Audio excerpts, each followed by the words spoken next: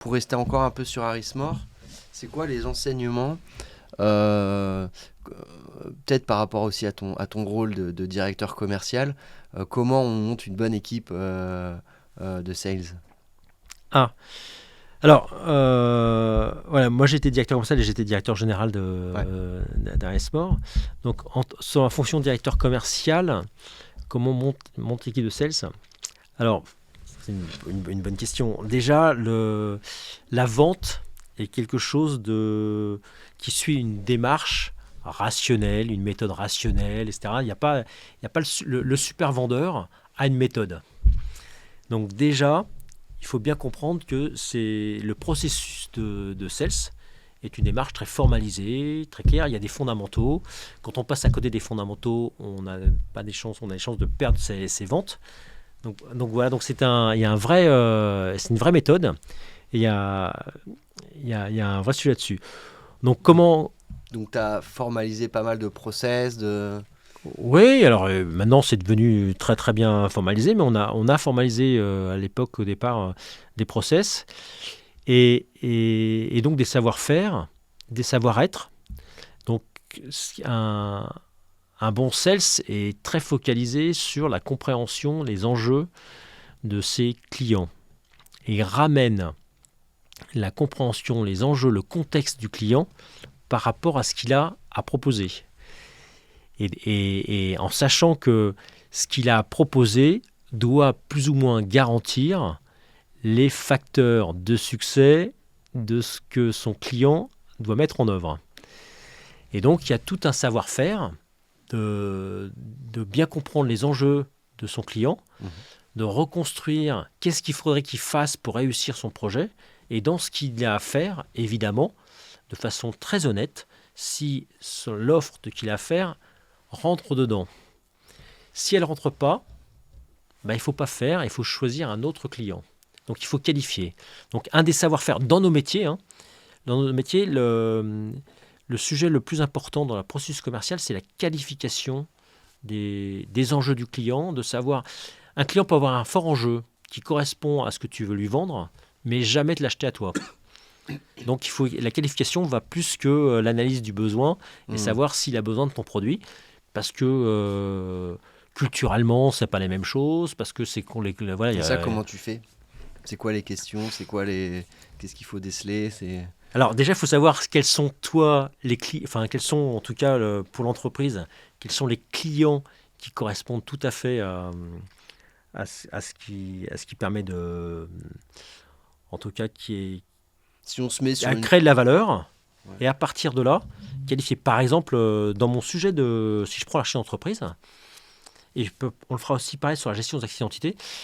L'archi d'entreprise, quand on allait voir un directeur de système d'information, c'est quand on lui présentait les, les sujets, un peu la cible, ce qu'on allait pouvoir faire chez lui, ou qu'on avait commencé à travailler chez lui, et qu'on lui montrait globalement à 2-3 ans ce que ça allait être.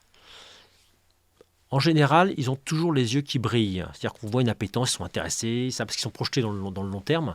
Ouais, ça c'est bien. Et Donc moi, j'ai on lui projette déjà une vision. une vision, ouais. Donc on a déjà bien On a travaillé le travaillé, contexte. on a travaillé le contexte, etc. Et voilà ce qu'on pourrait faire. Nous, on a déjà fait ça, c'est ça, etc. Et donc là, ils se projettent. Et en tout cas, dans notre cas, Avant de le faire parler, on projette déjà. C'est pas un risque de se tromper ou... ça a sens. C'est-à-dire que quand on va voir un décideur, quand on est une petite entreprise, on a peu de temps. Hmm. Les concurrents, les gros concurrents l'ont vu 5-6 fois dans l'année. Nous, on le voit qu'une seule fois. Hmm. Donc, il faut avoir interviewé beaucoup ses équipes. Hmm. Quelques clés. Connaître ses préoccupations du moment. Peut-être qu'on va le voir sur un autre sujet, mais à la première interaction, il faut connaître ses préoccupations du moment. Se renseigner, tout simplement, c'est quoi ce qui Même si aujourd'hui. c'est pas notre sujet à nous, Mais mais c'est notre faut... sujet. Ouais. Pour pouvoir raccrocher à un moment donné, pour l'intéresser, le capter, ce qu'on va lui parler par rapport à ses préoccupations du moment. Après, on le projette dans l'avenir, et nous, on avait besoin de savoir s'il y avait aussi les yeux qui brillent sur le faire, sur le projet. Mais voilà, parce que maintenant, c'est formalisé, c'est le pourquoi. Pourquoi on va faire ça, donc revenir sur ce objectif et le rechanger là-dessus pour le pourquoi. Lui mettre d'accord sur comment on voit le quoi. ce qu'il y a à faire, on pourrait faire ça, et tout de suite le projeter sur le comment. Si sur le comment, il n'a pas les yeux qui brillent, pour nous en tout cas, quand on était chez Arismore, je ne vais pas engager un grand projet. Parce que nous, ce qu'on lui amène, c'est la dynamique pour faire. Et donc, du coup, pour faire, c'est parce qu'après, on va voir ses équipes opérationnelles qu'on a, etc. Et donc, on lui préparait sur le comment des choses très, très précises. Et moi, j'ai des exemples assez incroyables sur le comportement de décideurs, sur les mêmes réunions que je pouvais faire dans plusieurs entreprises, qui étaient très différents. Il y en a un, par exemple, à force de le faire, comme il était passionné par il comprenait très, très vite la cible qu'on lui proposait. Tout de suite, il pigeait, même si c'était très disruptif. Ah ouais, c'est génial, ah ouais, c'est ça, c'est clair. Et hop, il se jetait sur comment on démarre. Vite là, quitte à regarder si je ne mettais pas le prix du palier suivant pour démarrer. Ça le frustrait. D'ailleurs, à la fin, pour pouvoir échanger le truc, je lui mettais pas je lui disais, cherchez pas la dernière page, il n'y a pas la. Moi je l'ai, vous l'avez pas dans votre présentation. À l'époque, on donnait les présentations. En physique, quoi. En physique, ouais. Bref, et il y en a certains. Et pourquoi tu donnais pas la suite ? À la fin de la réunion, pour pas qu'il puisse dérouler l'ensemble de ma présentation, pour pas qu'il aille à la conclusion tout de suite. À la fin, je parlais évidemment du comment. Voilà. Donc l'intérêt, c'est comment c'est pour la vente, c'est comment j'emmène mon interlocuteur à aller tout de suite sur le comment et qu'il se projette tout de suite dans ce qu'il y a à faire. Alors, si c'est la vente de produits, sur l'usage du produit, si c'est le service, sur comment on va démarrer, le comité de pilotage, etc. Et donc, les premiers exercices de vente, il faut les prendre comme si c'était des débuts de mission pour projeter les gens, en tout cas, ce qu'on appliquait sur ça. Et toujours le pourquoi, le quoi, le comment. Et toujours amener au pourquoi. Quand on challenge une décision qui a été prise ou dans ma proposition, etc., revenir au pourquoi. Voilà. Donc voilà là on peut parler pendant longtemps sur la partie sales. C'est intéressant, je pense que tu as pas mal d'enseignements. La qualif, ne jamais toujours escalader. Quand j'ai un refus, j'escalade. Non, je passe au N+1, de façon propre, de le dire aux gens. De bien analyser l'échelle de temps. Ce qui est le plus difficile aussi, c'est l'échelle de temps. C'est-à-dire que là, on répond aussi finalement à la question comment vendre à des grands groupes. Il y a aussi ça derrière comme question, mais. Alors, je pense que c'est pareil. Si tu vas, si tu vas tu vas à Marrakech dans un commerce, pour te vendre un produit, il t'a déjà qualifié. Il va te qualifier. T'es français, t'es américain, t'es machin, comment t'es paramètres, tac. T'as des enfants, ça, exactement. T'as des enfants, t'es avec ta femme, elle a regardé, tac. Donc il y a le processus de vente, il est le même. La seule chose, c'est évidemment les arguments, la complexité, etc. différentes, mais les grandes étapes sont tous les mêmes. Alors certaines sont très réduites. Dans nos métiers, en tout cas, quand tu vends quelque chose de nouveau, c'est la qualif qui est complète parce que tu intéresses les gens. Ton truc est différent, etc. Quand tu as un discours différenciant, Alors, si tu t'intéresses pas, tu n'as même pas l'occasion d'avoir le rendez-vous. Non, mais je connais, ça me sert à rien. Quand tu fais quelque chose de disruptif, tu es au début Non, après tu es dangereux et après tu es évident. Ouais. Voilà, donc c'est des trucs. Donc au début, tu es inutile. Si les gens te considèrent qu'ils ont une appétence au sujet, donc ils ne raisonnent pas forcément comme ça. Donc là, tu vas plutôt au début, tu vas avoir un profil de gens innovateurs qui n'ont pas peur d'aller vers des choses. Alors autrement, l'innovation, tu l'oublies et tu reviens sur les enjeux. Moi, aux enjeux, je réponds différemment en fait. Quand je reviens toujours sur les enjeux, en fait, je reviens pas sur mon produit.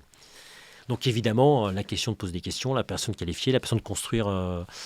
Voilà, donc moi ce que je dis, c'est beaucoup travailler, bien comprendre le besoin et le contexte. Et moi, je peux raconter d'ailleurs des histoires où je me suis parfois trompé en travaillant mal. Deux mêmes secteurs d'activité, deux entreprises du même secteur d'activité, tu fais la même chose, mais ta présentation n'a rien à voir. Alors, je peux citer les opérateurs télécoms, par exemple, travailler pour Orange et pour travailler sur SFR. Si tu peux faire la même chose, la façon dont tu vas faire le projet n'a rien à voir. Même les tics de langage. Alors moi, j'ai beaucoup travaillé sur Orange. Et donc, Orange, il y a une équipe d'ingénieurs, ils aiment faire.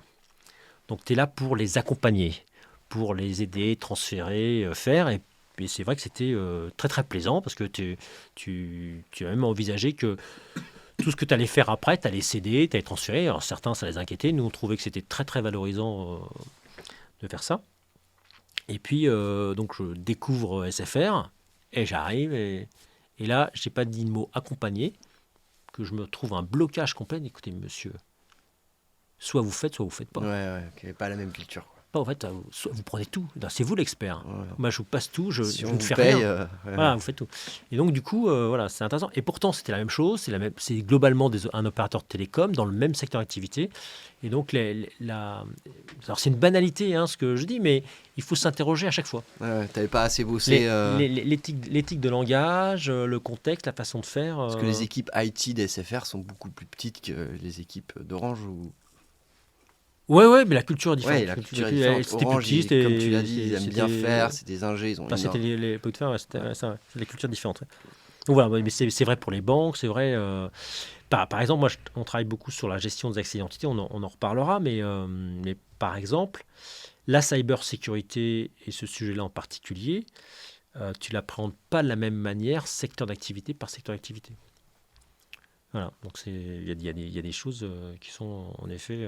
Donc l'adaptation au contexte est très importante, la préoccupation du moment du décideur, et puis travailler la connaissance client. Si Ouais. je donne un exemple concret, tu connais pas du tout une boîte du CAC 40, t'as pas de contact, comment tu fais? Tu dirais quoi à un de tes gars, un de tes sales pour attaquer un grand groupe from scratch? Ce serait quoi la méthode? Les partenaires. Il y a forcément, il y a dans ton écosystème, il y a des gens qui connaissent. Voilà, en fait, tu peux travailler. Ça n'existe pas de ne pas avoir dans l'environnement où on est, de ne pas avoir de points de contact. Donc tu te de débrouilles, tu as connaissances. 2 semaines, tu trouves un point de contact, tu Ouais, tu sais de déjeunes. comprendre, tu sais de comprendre, où tu vas voir, on va appeler un tel, il travaille déjà ça, il y a ça. Même si tu n'as pas accès au Ouais, DG, tu auras peut-être accès à un ingé qui te permettra de comprendre des choses ouais, ou et des de partenaires. monter. Il y a Ou des forcément des partenaires. partenaires qui travaillent sur le sujet, il y a forcément des sujets, il y a des endroits, il y a des conférences, même dans ton écosystème, en tout cas. Déjà, nous, ça nous arrive peu, mais. Donc tu vas pas l'appeler en call direct, un décideur. Non, mais ce qui. Non. Enfin, alors, les réunions décideurs doivent être très, très préparées. Alors, je dois avouer que j'ai eu une expérience assez passionnante lorsque Harrismore a été vendu à Accenture. Parce que j'ai eu l'occasion de travailler travailler avec plein de monde chez Accenture, et même dans cette entreprise-là, qui est quand même un leader mondial, qui a fait des projets énormes. C'est Quand combien de personnes aujourd'hui, Accenture? Peut-être qu'il y en a 700 000, 800 000 peut-être. C'est la plus grosse société de service au Ah monde? oui, c'est le leader en service de conseil, enfin en service en entreprise, sens large. Ils ont racheté Capgemini. Non. Non, c'est pas eux. Mince, je me suis trompé. C'est Capgemini, ils ont été vendus, non? Non. Ah, Capgemini, c'est indépendant. C'est une bêtise. Donc Accenture, travailler chez Accenture, et même le top management d'Accenture, quand il s'adresse à un directeur général, boss quoi. Boss, ils savent, machin, ils ont fait tout le tour de etc. Enfin, il n'y a pas de secret, même à ce niveau-là, lorsque tu es un leader et que tu as un rendez-vous avec un décideur, c'est genre que les gens ils bossent, et la performance, voilà. Donc c'est un travail, enfin être un bon vendeur, c'est un travail laborieux, et ça suit une méthode, ça suit voilà. Donc il y a le talent oratoire que tu as au moment de ta performance. On parle de performance de gens qui arrivent à vendre, elle est surtout sur ta capacité à poser des questions, ta capacité à lever les objections, voilà. Et surtout, l'autre point qui est essentiel, c'est aussi une vigilance de tous les jours, c'est ne pas se focaliser sur son point faible. La plupart des vendeurs, ou même des gens quand ils ont un acte de vente, s'il y a un sujet qui les gêne, inconsciemment, Hmm. ils vont se focaliser dessus. C'est le principe, l'image que je donne toujours, c'est tu skis. Est-ce que tu skis? Je beaucoup. surfe, Voilà. Tu es en surf, tu es en haut d'une piste, pas très bien. et il y a un arbre. Oui. Il y a une grande piste, il y a un Faut arbre. pas que j'y aille, faut pas que j'y aille. Faut pas que j'y aille. Et en fait, le fait de regarder Hmm. fait qu'à un moment donné, tu vas faire un virage pour l'éviter. Alors que si l'arbre n'existe pas, tu n'as zéro chance de le croiser dans ton truc.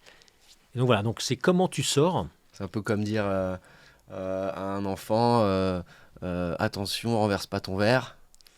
Mais la négativité, enfin voilà, et du coup il va quand même renverser son verre. Ouais, alors, enfin, je peux pas infantiliser le commercial, mais même, tu vois, par exemple, à la préparation tu prépares un truc, tu dis tiens, ça je veux pas en parler. Ça ne pas arriver là parce qu'on est une discussion libre. Mais si tu vas à un journaliste, tu dis tiens, ça je veux pas en parler, eh ben, il faut que tu fasses un travail sur toi pour pas l'emmener. Parce que tu peux donner des choses, des signes qui font que tu vas avoir la question puisque tu as laissé une porte ouverte. Donc, surtout, il faut le sortir de ta tête. Et ben, c'est pareil dans les réunions terrain parce que ça, les gens qui ont l'habitude et qui vont chercher, pour sécuriser leur projet, ils vont essayer de comprendre, en tout cas, le produit qu'ils vont acheter, etc. Donc, il y a quelques sujets comme ça. Mais autrement, c'est... Donc de connaître, enfin d'une certaine manière connaître ses faiblesses et être capable de faire abstraction et de pas en parler, quoi. Ouais, alors après, il y a de pas en parler. Alors, si c'est important, il faut en parler, hein, je ne vais pas cacher, mais en tout cas, quelque chose qu'on considère qui n'est pas un enjeu important pour le client, mais pourtant qui est une faiblesse du produit, mais qui n'a pas d'impact sur le client, attends de pas l'emmener sur le sujet, ça n'a pas de sens. Après, l'autre point moi, que j'utilise beaucoup, c'est notamment quand on prépare des sujets, c'est, je dis aux gens, mais en fait, tu es à la place de la personne, tu as été nommé à sa place.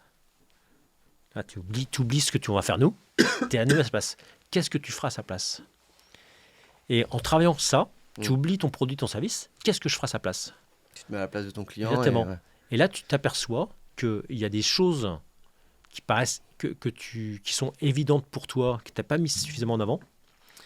Et là, tu peux te dire, alors, si tu vois les avantages, inconvénients de tes concurrents, tu vois exactement le sujet, tu peux l'emmener sur moi ce que j'appelle tu vois, les facteurs de succès. Je ramène toujours le client pour réussir votre projet. Il nous semble que les facteurs de succès qui réunir ça. L'autre point, tu lui demandes aussi, tu lui proposes les facteurs de succès. Ce serait quoi selon vous les facteurs de succès du projet?